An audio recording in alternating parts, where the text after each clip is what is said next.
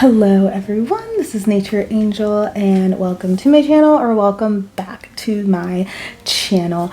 It is currently storming outside, so if you hear the thunder and the lightning, that's what's happening outside. Today's video is on what being a school psychologist is really like. I know I do my vlogs and I know I talk about things that I do as a school psychologist, but if someone were to come up to me and ask me, like, what is it really like being a school psychologist? Now, of course, that's a loaded question and it's going to be different for everyone, depending where you're at, what district you're in, all of that stuff. So what I am going to say in this video is based on my own personal experience at my district, and it may be different for you depending where you're at. And I would actually love to hear about that down below, about your own experience. But if you're interested in hearing what it's really like to be a school psychologist, please then keep watching.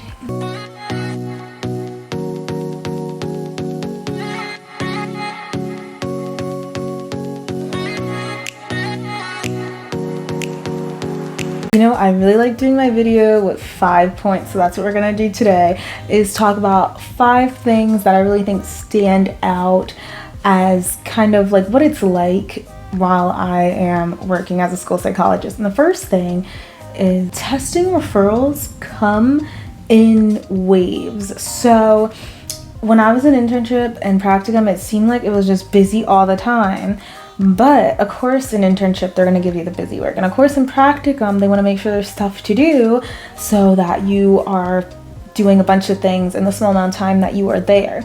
What I notice is that the referrals for testing come in waves. So what I mean by that is when I first get in like August and September, honestly, even October, there's not a lot of testing. There's a few here and there, definitely manageable, but like 1 to 2, sometimes a couple carried over from the year before, where it's like we'll have the meeting now and then we end up testing the kid. So those are like the really calm months, perfect months to do any groups that I'm wanting to do. Now, here comes November and December. It's chaotic. It's crazy during those months because you have a lot of days off and you also have a lot of meetings, because teachers are starting to realize like, oh wait, this kid's been in my class and they're having problems, so let me bring them to the meeting. So then you get a whole bunch of kids at once and you need to finish them usually before January.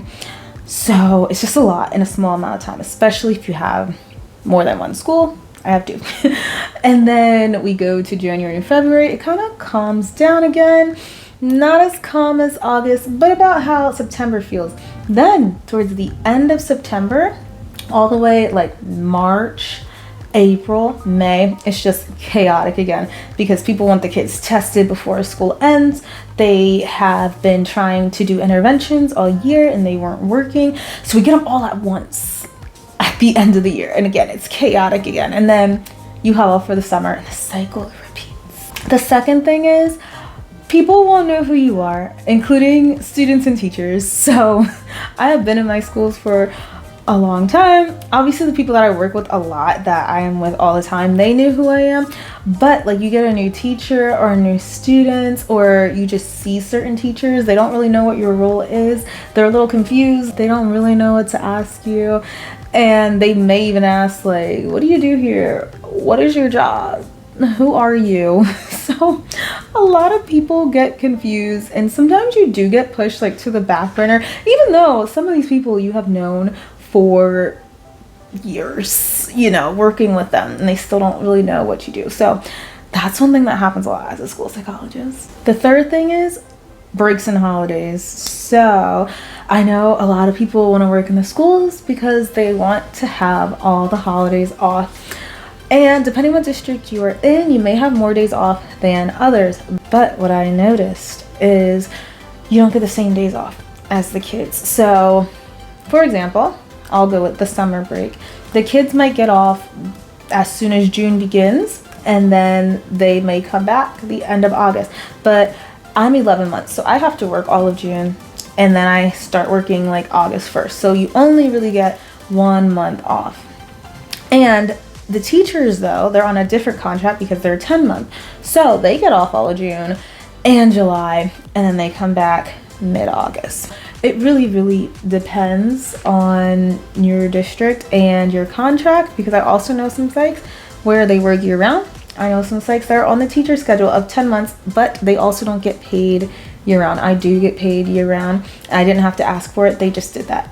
That's not always the case. The fourth thing, you never really know what you're doing.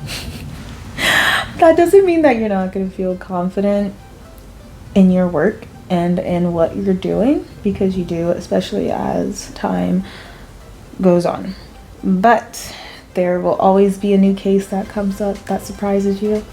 You will always continue to have questions and learn new things. And that's when I lean really heavily on the seniors and the people who have been here for a long time doing the field, getting extra opinions from other school psychs that I work with.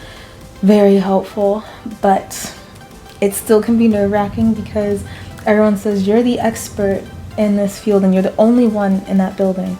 You're the only one that's there at that moment. So if someone asks you something on the spot and you don't know, it can become overwhelming. But just know that you're not ever going to know everything there is to know, and that it's okay to ask for help when you need it from other people.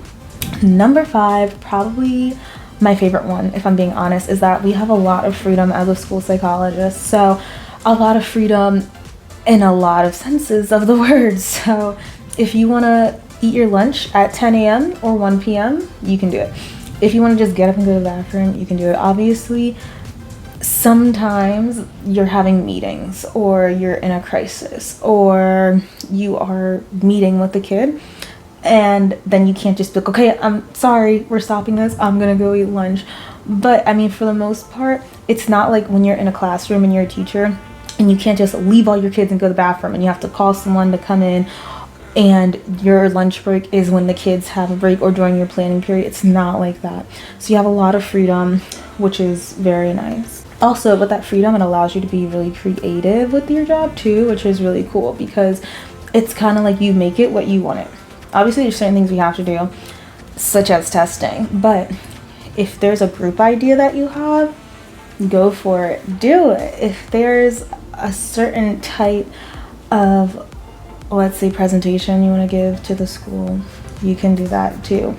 If you want to have a meeting or a huddle or a training for the teacher, and maybe you want to bring someone in to do it, or you want to help out and do it yourself, there's just so many options and so many things that you can do. And I feel like a lot of jobs, especially in the school setting, that's not an option. So it's really nice that we have that as a school psychologist. All right, that's everything for today. I really hope that you enjoyed. Like I said, please leave your own suggestions down below, or just your own experience on how it's like to be a school psychologist. Even if you're an intern or you're in practicum, I would love to hear that, because even that's different for everyone. So I really hope this is helpful. I'm thinking I might do a vlog the next time, because in this video I'm just talking about what it's like to be a school psychologist, and I know I can't show everything because a lot of the stuff is confidential, but I can still vlog and show you